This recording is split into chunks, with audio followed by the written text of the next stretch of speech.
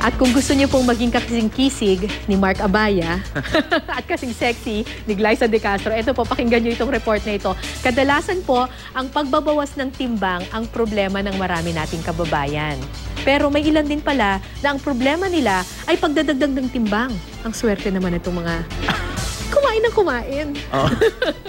Tunghaya ng kwento ni na Kimberly Lee na nakapagdagdag ng 16 pounds sa kanyang timbang at John Kwai na nakapagbawas naman ng 100 pounds. Alamin kung paano nila nalampasan ang kanilang problema sa pagkamit ng magandang pangangatawan.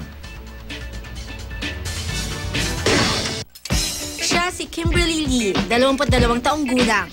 Dati may unhealthy lifestyle at naging problema ang payat ng pangangatawan. Dati, I keep eating junk food, processed food, and then canned foods din. Go partying, I drink, I smoke. Sobrang payat na kala mo butot balat. I don't have muscles. May nakilalang personal trainer si Kim. Mula noon, pinasok na niya ang mundo ng weightlifting. Ngayon, 6 na araw kada linggo siyang nagtitrain. At no-no na sa kanya ang asukal, soft drinks, fried at processed food. Mula sa pagiging patpatin na walang muscles, aba, ngayon, sumasali pa sa ilang fitness competition at triathlon si Kim. And being healthy is being happy. Yun lang naman yung point ko sa life. I want to be happy. So, yung pagpupunta ko ng gym, training, it makes me feel light. Siya naman ang celebrity fitness trainer na si John Kwai. Sa tindig at ganda ng pangangatawan, aakalain mo bang dating umabot ang kanyang timbang ng 264 pounds at may waistline na 44 inches? Hinihingal ako palagi na may mga colleagues ako na they go on, like sa summer, they go on biking, they go on mountain climbing, na I will just make excuses na hindi ako pwede kasi hindi ko talaga kaya. Kung yung insecurities mo towards yourself na parang you don't even want to go out. Napagdesisyon na ni John na baguhin ang kanyang lifestyle at simulan ng pag-ehersisyo.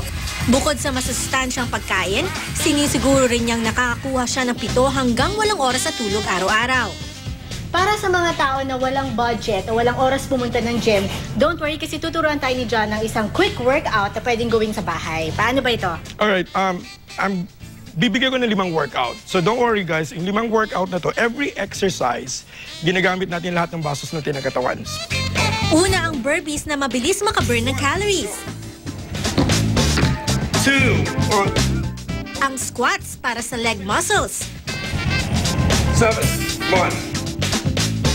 Ang one-leg deadlift na gagawin sa magkabilang binti na mainam para palakasin ang buong katawan. Up. 3 more. Ang walkout para sa core. Up. At ang plank para sa good posture. Gawin ito 8 beses kada exercise na may 30 segundong pahinga bilang pagitan. They have to discipline themselves. They have to write down their goals. They have to set short-term goals and long-term goals. Then he'll take it from there. He has to have a game plan. At tandaan, huwag madaliin ang resulta. Bukod sa tamang pagkain at ehersisyo, tiyaga at disiplina ang kailangan. Ako po si Valerie Tan para sa News to Go.